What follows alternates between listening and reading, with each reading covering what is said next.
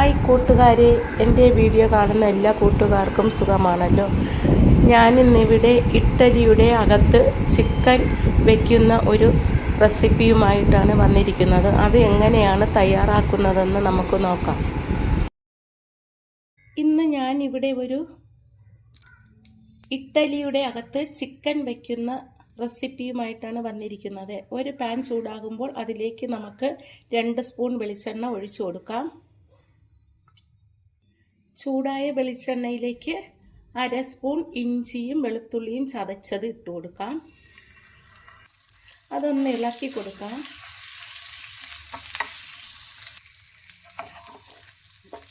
അതിലേക്ക് 2 സവാള ചെറുതായിട്ട് അരിഞ്ഞത് ചേർത്ത് കൊടുക്കാം. 1/2 സ്പൂൺ ഉപ്പ് പൊടി ഇടാം. 2 പച്ചമുളക് അരിഞ്ഞത് ഇട്ട് കൊടുക്കാം. ചെറുതായിട്ട് അരിഞ്ഞതാണിത്. ഇനി നമുക്കിതെല്ലാം കൂടി ഒന്ന് വഴറ്റി കൊടുക്കാം. ചിക്കൻ ഇഡ്ഡലിയിൽ നിറയ്ക്കാനായിട്ട് എല്ലില്ലാത്ത ചെറിയ പീസുകളാണ് ഞാനിവിടെ എടുത്തിരിക്കുന്നത്. ഇത് ഒരു 200 ഗ്രാം ഉണ്ട്. ഇത് നമുക്ക് ചെറിയ ചെറിയ കഷ്ണങ്ങളായിട്ടൊന്ന് കട്ട് ചെയ്തെടുക്കാം. ഉള്ളിയൊക്കെ വഴണ്ടു വന്നു. ഇതിലേക്ക് നമുക്ക് ഒരു ടൊമാറ്റോ അരിഞ്ഞത് ചേർത്ത് കൊടുക്കാം. കുറച്ച് സമയം ഇളക്കി കൊടുക്കാം. ഇതിലേക്ക് 1/4 സ്പൂൺ മഞ്ഞൾപ്പൊടി ഇട്ട് കൊടുക്കാം. 1/2 സ്പൂൺ ഗരം മസാല ഇടാം. 1/2 സ്പൂൺ കുരുമുളക് പൊടി ഇടാം. 2 ടീസ്പൂൺ മുളക് പൊടി ഇട്ട് കൊടുക്കാം.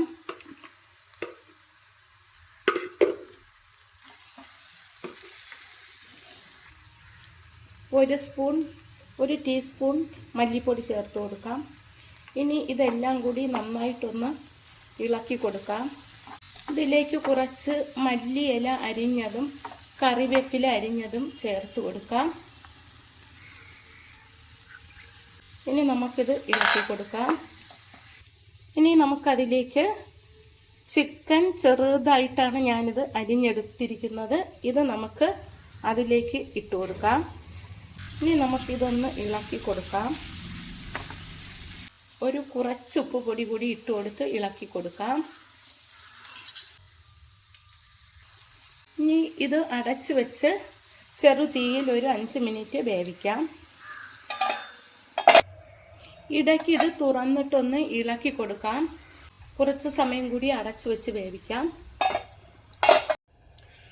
ഇഡ്ഡലിക്കുള്ള മാവ് ഞാൻ ഉപ്പൊക്കെ ഇട്ട് കുഴച്ച് കലക്കി വെച്ചിരിക്കുകയാണ്.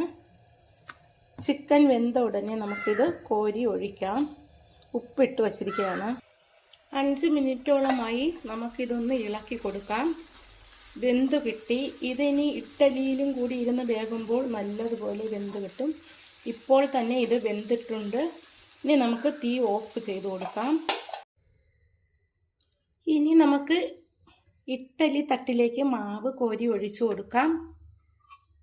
പകുതി വീതം ഒഴിച്ചാൽ മതിയാകും. എല്ലാ തട്ടിലും നിറച്ചൊഴിക്കണ്ട. ഇനി ഇതിലേക്ക് ഓരോ സ്പൂൺ വേവിച്ച് വച്ചിരിക്കുന്ന ചിക്കൻ കോരി ഇട്ട് കൊടുക്കാം. 1 സ്പൂൺ വീതം ഇട്ടാൽ മതിയാകും.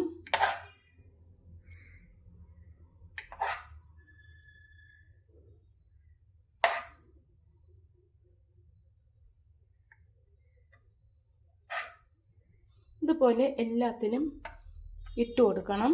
ഇനി നമുക്കിതിൻ്റെ മുകളിലേക്ക് മാവ് ഒഴിച്ചു കൊടുക്കാം. സൈഡിൽ നിന്ന് ഇങ്ങനെ ഒഴിച്ചു കൊടുത്താൽ മതിയാകും.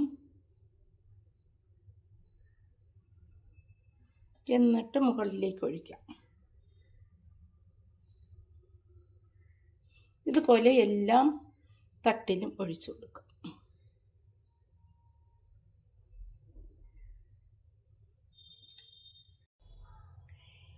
എല്ലാ തട്ടിലും ഇഡ്ഡലി മാവ് നിറച്ചു. ഇനി നമുക്കത് ഇഡ്ഡലി പാത്രത്തിലേക്ക് വച്ചു കൊടുക്കാം.